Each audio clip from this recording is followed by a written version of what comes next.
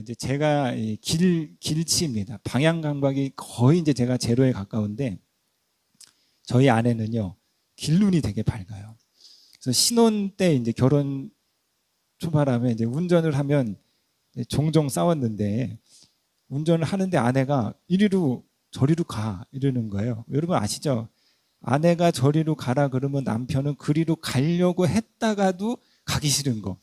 그래서 가려다 그냥 가면 여지없이 길을 헤매는 거죠. 그러면 와이프가 제 옆에서 야, 내 말을 안 들어가지고 길을 헤매고 이게 뭐 하는 짓이냐. 그럼 제가 또 곱게 안 듣고 네가 옆에서 막 잔소리 하니까 막 시끄러우니까 운전이 안 되는 거 이러면서 이제 막 티격태격 했다는 거예요. 이런 일이 이제 몇 번 반복되고 나서 제가 깨달았습니다. 아, 저희 이제 그분께서 저보다 길눈이 밝으시구나. 지금은 이제 가라 하면 제가 순종하고 가는데요. 제가 이제 이 방향 감각이 전혀 없었고 지난주 토요일 날에도 저기 이제 신도림 다리 건너서 이제 신도림 예식장을 가야 되는데 운전을 하고 가고 있는데 저희 아내가 귀신같이 여기가 어디냐 이러는 거예요. 그래서 제가 이렇게 봤더니 홍대예요. 아무래도 이게 다리 건너가야 되는데 홍대는 아닌 것 같아요. 그래서 내비게이션의 목적지를 봤더니 이제 세브란스 병원으로 되어 있는 거예요. 그래서 이제 예식장 들렸다가 세브란스 병원 신방 가야 되나 해서 이렇게 검색을 해보다가 이제 목적지가 그렇게 돼 있어가지고 세브란스 병원을 가려다가 저희 아내께서 이제 저를 다 도와주셔가지고 목적지로 졸아는 길치입니다. 저에게는요 내비게이션의 인도하심이 꼭 필요한데요. 자, 성경은 하나님은 우리의 목자시고 성도는 하나님의 양으로 비유하고 있습니다. 대표적인 예가 시편 23편이죠. 여호와는 나의 목자시니 내가 부족함이 없으리로다. 그러니까 하나님이 성도를 쉴 만한 물가로 의의 길로 인도하심을 아주 잘 보여주는 시편의 말씀인데 성도들을 양으로 비유하는데 이 양의 특징은 길을 잘 잃어버리는 것이 있습니다. 그래서 이 양이요 지독한 길치라는 거예요. 시력이 일단 안 좋고 방향 감각이 없고 그리고 고집이 세다라는 거예요. 제가 그렇다는 게 아니라 양이 그렇다는 거죠. 그래서 양이 늘 길을 자주 잊어버린다. 그래서 성서가 양을 설명하는 핵심 단어가 수식어가 길을 잃어버린다 이런 표현이 이사야 53장 6절에 우리는 모두 양처럼 길을 잃고 각기 제 갈 길로 흩어졌으나 주께서 우리 모두의 죄악을 그에게 지우셨다. 양이 지독한 길치이기 때문에 양에게 필요한 것이 목자입니다. 양이 생존하기 위해서는 반드시 목자의 인도하심이 필수적인데요. 그래서 오늘 성경은 이렇게 말하고 있습니다. 성도의 핵심 정체성이 뭐냐? 성도라는 것의 핵심적인 특징이 무엇이냐? 바로 하나님의 인도하심을 받는 삶이라고 말하고 있는데, 자, 우리가 로마서 8장을 지금 아주 자세하게 살펴보고 있는데요. 오늘 본문인 8장 14절을 보시면 하나님의 영으로 인도함을 받는 사람은 누구나 다 하나님의 자녀입니다. 누가 하나님의 자녀이냐? 하나님의 영으로 인도함을 받는 사람이다. 누가 하나님의 백성이냐? 하나님의 인도함을 받는 사람이다. 그러니까 하나님의 백성, 하나님의 이 성도의 정체성의 핵심은 하나님의 인도하심을 받는 삶인데, 이를 아주 강력하게 보여주는 상징이 구름기둥과 불기둥입니다. 광야 40년 동안 하나님께서 이스라엘 백성을 구름기둥과 불기둥으로 인도하셨는데요. 자, 출애굽기 13장 21절에 주께서는 그들이 밤낮으로 행군할 수 있도록 낮에는 구름기둥으로 앞서가시며 길을 인도하시고 밤에는 불기둥으로 앞길을 비추어 주셨다. 그러니까 이 말씀을 보면은 이스라엘 백성의 광야 40년 동안 매일같이 행군한 것처럼 보이나 실제로 그런 것은 아니고요. 이 구름 기둥이 멈췄으면 이스라엘이 그곳에 진을 칩니다. 가운데 이제 성막을 피고 성막 사면으로 네 지파가 진을 치고 거기서 생활을 하다가 어느 날 갑자기 구름 기둥이 이동을 해요. 그러면 이제 불이 약해 또 진을 다 쌉니다. 짐을 싸고 구름 기둥을 따라서 한참 또 이동을 하는 거예요. 이동을 하다가 구름 기둥이 멈춰서면 또 그곳에서 진을 치고 정착을 하는 거죠. 여기서 얼마나 기다려야 되냐, 여기서 얼마나 머물러야 되냐, 아무런 계획이 없습니다. 구름 기둥이 머물 때까지 머물러 있다가 구름 기둥이 이동하면 그 쫓아가는 거, 광야 40년 동안 이스라엘 백성이 이 삶의 패턴을 반복했다는 거죠. 하나님의 인도하심을 받는 성도의 삶을 이렇게 상징적으로 살아갔습니다. 이처럼 성도란 하나님의 인도하심을 받는 삶을 살아가는 사람이에요. 살아가는 성도 여러분, 그렇다면 자, 저와 여러분들은 지금 하나님의 인도하심을 받고 있는가? 오늘 본문의 말씀처럼 저와 여러분은 하나님의 영 성령의 인도하심을 받는 삶을 살아가고 있는가? 그래서 오늘 우리가 하나님의 인도하심을 받는 삶에 대해서 이제 두 가지로 살펴볼 건데요. 뭐 여러 가지 하나님의 인도하심을 받기 위해서 우리가 할 말이 너무나 많으나, 그러나 본문의 맥락에 맞춰서 저희가 두 가지를 좀 살펴보려고 하는데, 첫 번째로 우리가 하나님의 인도하심을 받기 위해서는 너무나도 당연한 말이지만 하나님보다 앞서가서는 안 되고 우리가 하나님을 기다려야 하는데요. 자, 출애굽기 13장 21절 다시 한번 제가 읽겠습니다. 주님께서는 그들이 밤낮 행군할 수 있도록 낮에는 구름 기둥으로 앞서가시며 길을 인도하시고, 그러니까 인도하심이라는 것은 하나님이 앞서가시고 우리가 그 앞서가시는 하나님을 부지런히 쫓아가는 것이 인도하심을 받는 삶이에요. 자, 여러분, 양이 길을 잃어버렸습니다. 목자는 신실한데 왜 양이 길을 잃어버렸느냐? 목자보다 양이 앞서가니까 자꾸 길을 잃어버리는 거예요. 모든 피조물은 각자의 속도가 있다고 하는데요. 가장 빠른 동물인 치타는 시속 100km로 달리고요. 말은 60에서 70km, 낙타는 30km의 속도를 낼 수 있다고 합니다. 여러분, 그렇다면 양의 속도는 얼마인가? 양은 어느 정도의 속도를 낼 수 있는가? 양의 속도는요, 곧 목자의 속도가 양의 속도입니다. 자, 오늘날 저와 여러분들은요, 고속이 아니라 초고속의 시대를 살아가고 있는데, 이 초고속 시대를 김찬호 교수가 이렇게 설명하고 있습니다. 아우토반의 욕망으로 내달려온 근대의 질주는 엄청난 성취를 이루었지만 다른 한편으로는 잔혹한 현실을 빚어냈다. 외형적 성과에 대한 맹신은 스피드 숭배로 이어졌고 삶을 도구화했다. 그 결과 사회와 일상 곳곳에서 싱크홀이 발견되고 사람됨의 근본이 무너지고 있다. 과연 나는 제정신으로 살아가고 있는가? 자기도 모르게 과몰되어 있지는 않은가? 신학자 고스케 고야마는 우리 목자이신 하나님의 속도를 사랑의 속도로 규정하고 하나님께서는 시속 6km로 걸어가시는 하나님이다. 천천히 걸어가시는 하나님이라 말씀했는데, 이 시속 6km, 하나님의 사랑의 속도를 사도 베드로는 이렇게 표현하고 있습니다. 베드로후서 3장 8절에서 9절에 사랑하는 여러분, 이 한 가지만 잊지 마십시오. 주께서는 하루가 1000년 같고 1000년이 하루 같습니다. 어떤 이들이 생각한 것 같이 주님께서는 약속을 더디 지키시는 것이 아닙니다. 도리어 여러분을 위하여 오래 참으시는 것입니다. 하나님께서는 아무도 멸망하지 않고 모두 회개하는 데 이르기를 바라십니다. 그러니까 우리 하나님이 막 시속 200km, 100km로 막 몰아붙였으면요, 여기 멀쩡하게 앉아 계실 분은 아무도 없다. 이미 진작에 다 심판을 받으신 거죠. 그러나 하나님께서는 한 사람이라도 더 구원하시기 위해서 사랑의 속도, 시속 6km로 걸어가시죠. 자, 우리의 목자이신 하나님은 사랑의 속도, 시속 6km로 걸어가는데, 양인 우리들은요, 성공의 속도로 냅다 뛰어가는 거예요. 욕망과 탐욕의 속도로 질주하다가 목자를 자주 잃어버리는 거예요. 우리가 우리의 자녀를 막 성공의 속도로 부추기고 있습니다.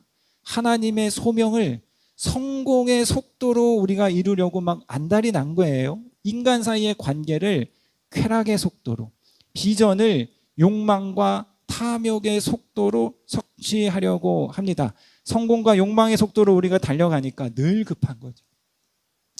늘 쫓기는 삶을 사는 거예요. 주일날 불안한 거죠. 아무것도 안 하면 불안한 거예요. 쾌락의 속도로 사니까 삶이 허무하고 만족이 없습니다. 그래서 열심히 살았습니다. 열심히 달려왔는데 어느 날 보니까 하나님이 안 계셔.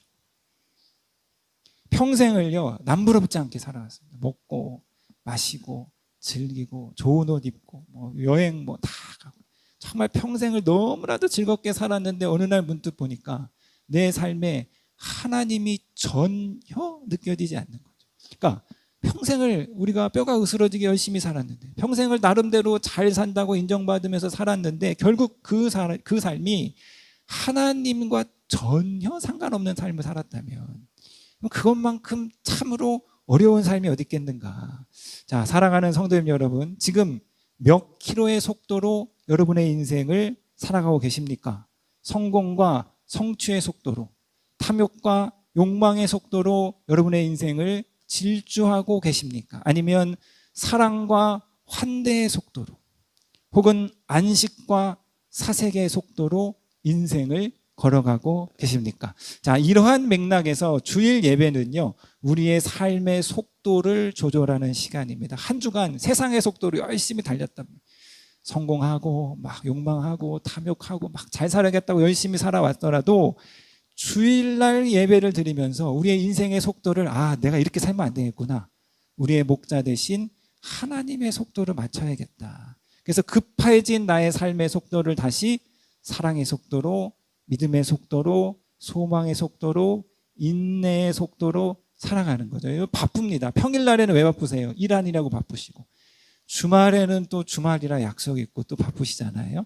자, 그러나 저와 여러분들이 주일날 이 하루만이라도 사랑의 속도로 살아갔으면 참 좋겠는데요. 그래서 주일날만이라도 운전은 좀 천천히, 시속 6km로 하면 안 되고 주일날만이라도 좀 천천히 살아가시면 좋겠습니다. 그래서 이 주일날 우리가 좀 사랑의 속도로 살아갔으면 좋겠다. 그래서 주일날 하나님과 교회를 위한 내 삶의 시간과 공간을 충분히 좀 열어두는 거죠. 또 교우와 우리 교회 지체들과 교제하는 사랑의 시간을 충분히 내어주는 거. 성도는 말씀드렸죠. 환대의 삶을 살아가는 사람이 성도인데, 환대라는 것은 내 삶의 시간과 공간을 타인에게 이제 열어주는 거죠. 그래서 그 타인이 내 시간과 공간 안으로 들어올 수도. 그러니까 여러분, 주일날 예배 끝나자마자 도망가지 마시고 여유를 가지시고 일주일에 하루만이라도 사랑의 속도로 살아가시는 저 여러분이 되시기를 주님의 이름으로 부탁드리겠습니다. 그러니까 하나님의 인도하심을 받기 위해서는 하나님보다 앞서가서는 안 된다. 이를 다시 표현하면 하나님을 기다려야 하는데요, 성도는 본질적으로 기다리는 존재입니다. 임의와 아직, 약속과 성취, 기도와 응답 사이에서 기다리는 존재예요. 이미 오신 예수를 붙잡고 다시 오실 주님을 기다리고, 이미 시작된 하나님 나라 안에서 완성될 종말의 하나님 나라를 기다립니다. 하나님이 내게 주신 약속을 붙잡고 그 성취를 기다리는 것이고, 우리가 기도하며 하나님의 응답을 기다리는 것. 성도는 기다리는 존재다. 이거를 우리가 이제 앞으로 보겠지만 로마서 8장 25절에 그러나 우리가 보이지 않는 것을 바라면 참으면서 기다려야 합니다. 그러니까 성도 자체가 기다리는 존재인데, 여러분 이것은 여러분, 저와 여러분들이 모두 다 체감하고 공감하실 것인데요, 하나님의 응답은, 하나님의 인도하심은 언제나 우리 기도보다 늦습니다. 하나님의 응답은요, 언제나 내 생각보다 늦어요. 하나님이 항상 내 기대와 생각보다 늦다라는 것은, 이것은 상수값이고 기본값이고 이제 디폴트 값인데, 정확하게 말하면 하나님이 느린 게 아니라 우리가 서두르고 우리가 빠른 것인데, 이것은 여러분 당연한 현상입니다. 제가 몇 번 말씀드렸지만 이 세상의 모든 화폐가 시간으로 환원된 그런 영화가 있습니다. 그래서 모든 사람 손목에 이렇게 시간이 있어요. 그래서 그 시간만큼 자기가 사는 거죠. 버스를 타면 시간이, 손목에 있는 시간이 5분 깎이는 거. 커피를 마시면 시간으로 계산을 하는 거예요. 그래서 이 시간이, 가난한 사람들은 시간이 짧습니다. 24시간 있고 8시간 있고. 그래서 커피 한 잔 마시고 열심히 일해서 또 시간 채워서 살고. 근데 부자들은요, 막 시간이 몇백 시간이 있는 거예요. 그래서 주인공이 가난한 동네에서 살다가 어떻게 하다가 이제 엄청난 시간을 얻어가지고 부자 동네로 가게 돼요. 부자 동네와 가난한 동네의 가장 큰 차이점이 이겁니다. 부자 동네는요, 뛰어다니는 사람이 없습니다. 시간이 많으니까. 서두르는 사람이 없어요. 서두르고 뛰어다니는 것은 가난한 사람, 천박한 사람들이 하는 거예요. 자, 마찬가지입니다. 인간은 유한한 존재입니다. 시간의 한계를 갖고 있어요. 그렇기 때문에 우리는 늘 서두르고 조급할 수밖에 없으나 하나님은 영원한 존재이시죠. 그렇기 때문에 하나님은 결코 서두르지 않습니다. 인간과 하나님의 존재의 차이 때문에 인간은 언제나 하나님이 느리시다, 그렇게 체감할 수밖에 없는 것입니다. 자, 사랑하는 성도 여러분, 기억하십시오. 자, 하나님을 기다리면 이삭이고 하나님을 앞서가면 이스마엘입니다. 기다림은 하나님의 시간이고 하나님의 방법입니다. 조급함은요, 인간의 시간이고 서두름은 인간의 방법이에요. 그러니까 조급한 사람은 결코 하나님의 인도하심을 받는 삶을 살아갈 수 없는데요, 기다림은 절망의 시간이 아니라 믿음의 시간이고, 기다림은 포기의 시간이 아니라 신뢰의 시간입니다. 모든 하나님의 사람은 다 기다림의 사람이었어요. 하나님의 인도하심을 받는 사람은 이 기다림의 시간에 능숙한 사람이에요. 하나님의 인도하심을 따르는 사람은 이 기다림의 시간이 아주 익숙한 사람입니다. 요셉이 억울하게 강간미수의 누명을 쓰고 감옥에 갇혔습니다. 감옥에서 요셉이 바로의 술 맡은 간원장과 떡 맡은 간원장이 얼굴의 근심을 보고 그들이 한날 서로 꿈을 꿨는데 그 꿈을 해석해 줍니다. 그래서 요셉의 꿈대로 술 맡은 간원장은 복직이 되고 떡 맡은 간원장은 처형을 받게 되지요. 자, 요셉이 술 맡은 간원장을 간곡히 부탁하는 거죠. 나는 여기에 들어올 만한 죄를 짓지 않았습니다. 제 꿈의 해석대로 복직이 되신다면 제발 나를 기억해 주셔서 이 억울한 옥살이를 끝내 주십시오. 나를 좀 사면해 달라. 그런데 이 술 맡은 간원장이 복직 후에 요셉을 잊어버리고, 자, 그 이후 요셉은요, 바로가 꿈을 꾸기까지 성경이 아주 12,000년이라는 시간을 정확하게 이렇게 놓고 있는데 12,000년 동안 감옥에서 잊혀진 시간을 보내는, 이 12,000년이라는 잊혀진 시간 동안 요셉이 할 수 있는 것은 기다림 혹은 절망 둘 중에 하나였습니다. 자, 그리고 2년이 지난 후에 드디어 하나님의 인도하심이 시작되는 거죠. 바로가 꿈을 꾸고 누구도 해석하지 못하니까 근민하고 번신하였고, 그때야 술 맡은 간원장이 요셉을 기억하여서 요셉이 일사천리로 바로 앞에 서고 꿈을 해석해 줌으로써 그날 요셉이 죄수로 눈을 떠서 저녁에 애굽의 총리로 잠을 들게 되는데요. 자, 사랑하는 성도 여러분, 만약에 요셉이 2년의 시간을 기다리지 못했다, 인간의 수단과 술수와 방법을 다 보내서 감옥에서 막 탄원서 쓰고 막 별짓을 다 해가지고 술 맡은 관원장한테 야, 네가 어떻게 이럴 수 있냐, 나를 꺼내줘야지, 모든 수단과 방법을 동원해서, 자, 만약에 감옥에서 나왔다면 그러면 어떻게 되는 겁니까? 요셉이 감옥에서 나오면은요, 자유인이 아니라 또다시 노예입니다. 노예로서 애굽 어딘가로 또 팔려갔을 거예요. 근데 2년이 지난 후에 이 요셉이라는 노예를 어떻게 찾냐 이거예요. 지금처럼 뭐 주민등록증이 있는 것도 아니고 뭐가 있는 것도 아니고 도대체 찾을 길이 없는 것이죠. 하나님 앞에 설 수 있는, 바로 앞에 설 수 있는 기회가 아주 묘연해지는 것입니다. 자, 2년 후 하나님의 인도하심까지 요셉이 기다리지 못했다면 바로 앞에 서는 그 기회를 얻을 수 없었을 것입니다. 그러므로 사랑하는 성도님 여러분, 기다림이란 하나님의 인도하심이 있기까지 요셉과 같이 오늘 내게 주어진 삶을 신실하게 살아가는 것이죠.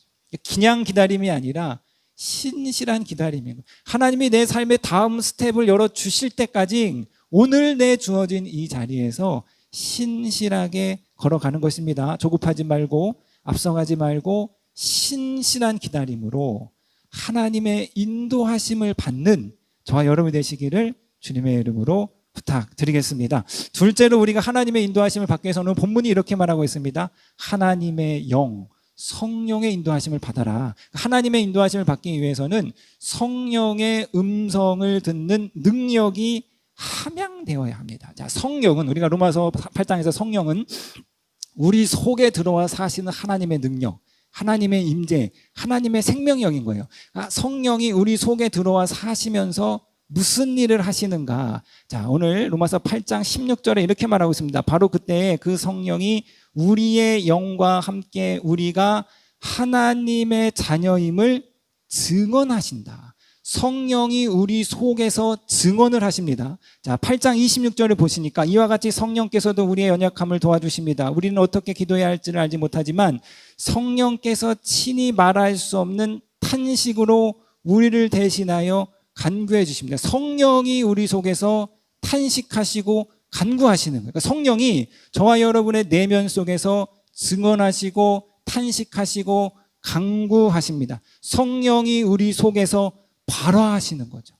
말씀하시는 거예요. 자, 베드로후서 1장 21절에 예언은 언제든지 사람의 뜻으로 낸 것이 아니요 오직 성령의 감동하심을 받는 사람들이 하나님께 받아 말한 것입니다. 성령이 우리 내면에서 우리를 감화하시고 감동시키시고요. 자, 고린도전서 2장 11절에 사람 속에 있는 그 사람의 영이 아니고서야 누가 그 사람의 생각을 알 수 있겠습니까? 이와 같이 하나님의 영이 아니고서는 아무도 하나님의 생각을 깨닫지 못합니다. 성령이 우리의 내면에서 하나님의 뜻을 깨닫게 하여 주시고 계시해 주십니다. 이처럼 성령이 우리 내면에서 말씀하시고 감화와 감동을 주시고 깨닫게 하여 주시고 계시를 주신다 해서 이 모든 것을 통틀어서 그냥 성령의 음성이다, 우리가 이렇게 부르고 있습니다. 자, 하나님의 인도하심을 받기 위해서는 이 성령의 음성을 들어야 한다. 오늘 본문이 말하고 있는데요. 자, 신학자 톰 라이트가 이렇게 말하고 있습니다. 우리 마음속에 여러 생각이 우리 안에 있는 일반적인 의식의 흐름에서 나오는가 하면은 때로는 다른 어떤 곳에서 나오는 것 같은 생각도 있다. 곧 하나님의 사랑, 거룩함에 대한 소명, 힘과 주의를 기울여야 할 특별한 과제를 부드럽고 강력하게 암시하는 생각들 말이다. 그리스도인 제자의 핵심은 그러한 음성을 인식하고 그 음성을 듣는 능력을 함양하는 것이다. 그 음성은 하나님의 영이 말씀하는 것이다. 그러니까 이 톰 라이트가 이 제자도의 핵심이 무엇이냐? 성령의 음성을 듣는 능력이 제자도의 핵심이라는 거예요. 자, 가란마을에 있을 때 저희 교회가 존폐의 위기에 놓였을 때 제가요, 새벽에 정말 간절하게, 새벽에 정말 깊은 기도 가운데 하나님 앞에 애절하게 기도를 드렸는데 그때 제 내면에서 거짓말 아니고 숫자가 들려왔습니다. 제가 깊은 기도 가운데 숫자가 들려오는 6개의 숫자. 농담이 아닙니다. 제가 그래서 6개의 숫자를 적었습니다. 그 로또를 샀어요. 토요일까지 제가 엄청 고민에 빠졌어요. 야, 이 숫자를 하나님이 가르쳐 주신 것인데 이 당첨금에 과연 나의 지분은 얼마나 있는 것인가. 1등이 당첨이 되면은 얼마를 헌금해야 되나, 다 해야 되나, 내가 좀 가져도 되나 엄청 고민했거든요. 토요일 날이 됐습니다. 5,000원도 안 되는 거예요. 아, 다음 주인가 보다. 제가 몇 주를 샀는데, 제가 이 자리에 있는 거 보면 아시겠잖아요. 그러니까 여러분, 우리가 성령의 음성을 듣는 것은 훈련이 필요한 거예요. 그러니까 여러분, 우리 내면에는요, 저와 이제 우리 내면으로 들어가면, 그러니까 성령이 우리 귀에 말씀하시는 경우가 있어요. 하나님의 음성을 직접 듣는 경우가 있는데, 이거는 아주 특별한 경우이고, 인생 살면서 아브라함이 하나님 만났는데 몇 번 되지 않거든요. 그러니까 대부분 성령이 우리 가운데 주시는 세미한 음성은 우리 내면 가운데 주시는 소리인 거죠. 그래서 우리가 우리의 내면에 들어가서 우리의 내면의 소리를 들어야 되는데 이 우리의 내면은요, 돛대기 시장 같아요. 엄청 시끄럽습니다. 여러분 가만히 지금 눈을 감고 여러분의 내면의 소리를 들어보시면, 야, 어저께 먹은 동태탕도 맛있었는데 오늘 가스불을 내가 켜고 나온 거 아니고 우리 딸들이 자꾸 아파트 요즘 이 노래를 부르고 있는데 도대체 뭐 5만 가지 생각이 다 들린단 말이에요. 그래서 우리 내면에는 여러 가지 소리가 있는데 첫 번째로 우리가 내면의 귀를 기울이면 자아의 소리가 들리는데 인사이드 아웃이야. 우리 다음 화면 사진 그림 좀 보여주시면 이제 애들 이제 만화 영화가 있어요. 이 만화 영화는 이제 소년, 사춘기 소년 라일라라는 그 소년 주인공 속에 머릿속에 여러 가지 감정의 캐릭터가 존재하는 거예요. 뭐 기쁨이가 있고 버럭이가 있고 소심이가 있고. 그래서 이 주인공이 이런 환경 생활을 하면서 겪는 그 상황에 따라서 이 머릿속에서 이 감정 캐릭터들이 서로 막 논쟁하고 토론하고 막 싸우면서 이제 주도권을 잡으려고 그러는 거예요. 그래서 머릿속에 통제실이 있는데 그 통제실에 버럭이가 딱 이제 잡으면 이제 이 라일라가 막 화를 내기 시작하는 거고, 기쁨이가 잡으면 막 즐거워하는 것이고, 소심이가 잡으면 막 수줍어하고 막 이러는 거예요. 그런데 자, 인간의 머릿속이 바로 이 만화 영화 같다라는 거예요. 인간의 머릿속에 우리의 뇌가 하나의 어떤 CPU가 중앙에서 통제하고 있는 것처럼 보이지만 사실 그렇지 않고 우리의 뇌는 여러 가지 모듈로 조합이 되어 있다는 거죠. 그래서 소뇌, 되뇌, 뭐 전전두, 피질, 뭐 전두엽, 뭐 이런 여러 가지의 모듈이 조합이 되어 있어갖고 그 모듈을 통제하는 하나의 기관은 없고 각자의 모듈이 우리가 겪는 상황에 따라서 막 반응한다는 거예요. 그래서 우리의 내면에 여러 가지 소리가 있다. 여러 가지 자아가 있다. 그래서 저와 여러분들이 번민하고 고뇌하는 것입니다. 우리의 자아가 한 목소리를 낸다는 게 아니에요. 그래서 햄릿이 말했잖아요. 막 죽느냐 사느냐 이것이 문제로다. 막 뭐 중요한 뭐 무대 앞에 서서 막 나는 안 돼, 떨려 이러는 마음이 드는가 하면 다른 한편에는 가서 좀 멋지게 잘해보자. 그러니까 우리의 내면에 여러 소리가 있기 때문에 우리는 번뇌하고 고민하고 이랬다가 저랬다가 하는 이유가 우리의 뇌가 그렇기 때문인 거예요. 자, 그렇기 때문에 우리가 내면 안으로 들어가서 우리의 자아의 소리를 들으려고 하니까 자아의 소리가 한 개가 아니라 여러 개의 자아의 소리가 있고 뿐만 아니라 끊임없이 외부에서 또 소리가 들려오는 거예요. 뭐 TV, 대중매체, 막 광고, 막 세단 타야 잘 산다 그러고 막 저 아파트 살아 행복한 여자라 그러고 수많은 이 광고의 소리들이 우리 뇌 속에 잔상이 남고 더하여서 저와 여러분들은 원수, 마귀의 미혹의 소리가 있음을 아는 거죠. 그러니까 이 모든 것에 더하여서 그곳에 성령의 세미한 음성이 존재하는 거죠. 그러니까 엄청 우리의 내면이 시끄럽기 때문에 엄청 시끄러운 내면 속에서 세미한 성령의 음성을 듣기 위해서는 반드시 훈련이 필요하다. 그래서 이 성령의 음성은요, 모국어가 아니라 외국어입니다. 모국어처럼 자연스럽게 들리는 것이 아니라 우리가 영어 듣기 평가하면 막 기를 쓰고 막 집중을 해야지 막 아이가 들리고 캔이 들리고 하듯이 최선을 다해서 집중을 하고 우리가 막 미드도 보고 팝송도 듣고 막 이렇게 해서 훈련을 해야 어느 날 귀가 트이고 영어가 들리듯이 성령의 음성을 듣는 것도 이와 마찬가지인데요. 자, 특별히 두 가지 훈련을 이야기할 필요가 있는 첫 번째로 무조건 하나님의 말씀을 많이 알아야 된다.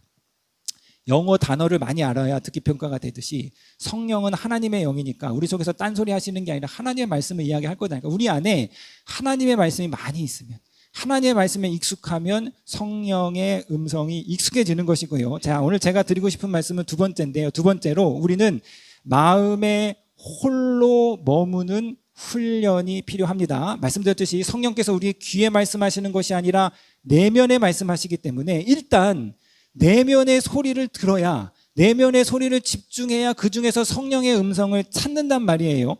그런데 내면의 소리에 귀를 기울이지 않습니다. 조용히 마음에 홀로 머무는 시간이 없어요. 조용히 홀로 마음에 머무는 시간을 우리가 이제 세상 말로는 명상이라기도 하고 사색이라기도 하고 우리식으로 표현하면 이게 기도고 묵상이잖아요.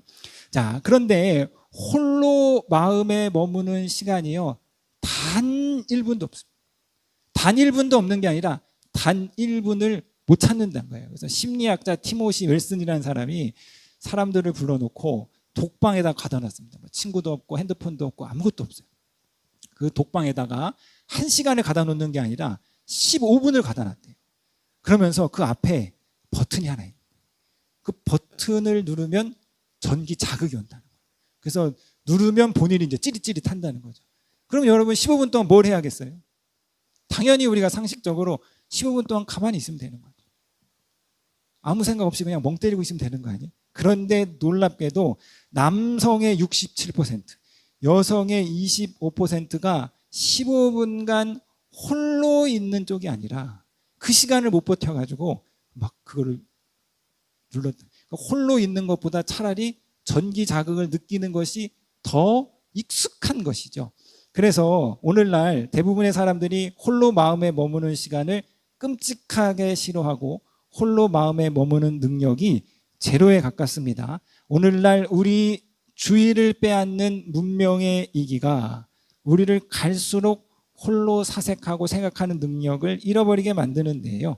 스마트폰이 정말 끔찍하게도 우리가 마음에 홀로 머무는 시간을 철저하게 망가뜨리죠. 자, 파스칼이 한참 전에 200년 전인가 이런 말을 했습니다. 인간의 모든 불행은 단 한 가지 사실, 즉 그가 방 안에 조용히 머물러 있을 줄 모른다는 사실에서 유래한다. 왜 내가 성령의 음성을 못 듣는가? 1차적으로 홀로 마음에 머무는 시간이 없어요. 홀로 조용히 자신의 내면의 소리를 듣는 시간 자체가 없어요. 성령의 음성을 헤아리는 시간이 없으니까 성령의 음성을 듣지 못한 것이죠. 자, 끝으로 마가복음 1장 32절 34절에 해가 져서 날이 저물 때에 사람들이 모든 병자와 귀신 들린 사람들을 예수께로 데리러 왔다. 그리고 온 동네 사람들이 문 앞에 모여들었다. 그는 온갖 병에 걸린 사람을 고쳐주시고 많은 귀신을 내쫓았다. 온 동네가 예수 앞에 모였습니다. 그리고 막 병자와 귀신을 쫓으니까 그 밤 그 동네가 축제의 잔치를 보냈어요. 환희의 잔치를 보냈습니다. 그 화려한 날, 밤이 지나고 다음 날 예수께서 무엇을 하셨느냐? 자, 35절 보시니까 새벽 아직 밝기 전에 예수께서 일어나 나가 한적한 곳으로 가서 거기서 기도하시더니, 그러니까 예수는 전날에 화려한 밤을 뒤로하고 새벽 한적한 곳에서 기도하셨습니다. 홀로 마음에 머물며 하나님의 인도하심을 구했죠. 자, 그 결과가 이어지는데요. 36절 37절에 그때 시몬과 그의 일행이 예수를 찾아 나섰다. 그들은 예수를 만나자 모두 선생님을 찾고 있습니다. 온 마을 사람들이 지금 예수를 찾는 거예요. 예수의 인기가, 예수의 주가가 지금 절정에 달한 거죠. 더 계십시오. 우리의 왕이 되어 주십시오. 이때에 자, 예수께서 어떻게 반응하셨냐? 계속해서 38, 39 예수께서 그들에게 말씀하셨다. 가까운 여러 고을로 가자. 거기서도 내가 말씀을 선포해야겠다. 나는 이 일을 하러 왔다. 예수께서 온 갈릴리와 여러 회당을 두루 찾아다니셔 말씀을 전파하시고 귀신들을 쫓아내셨다.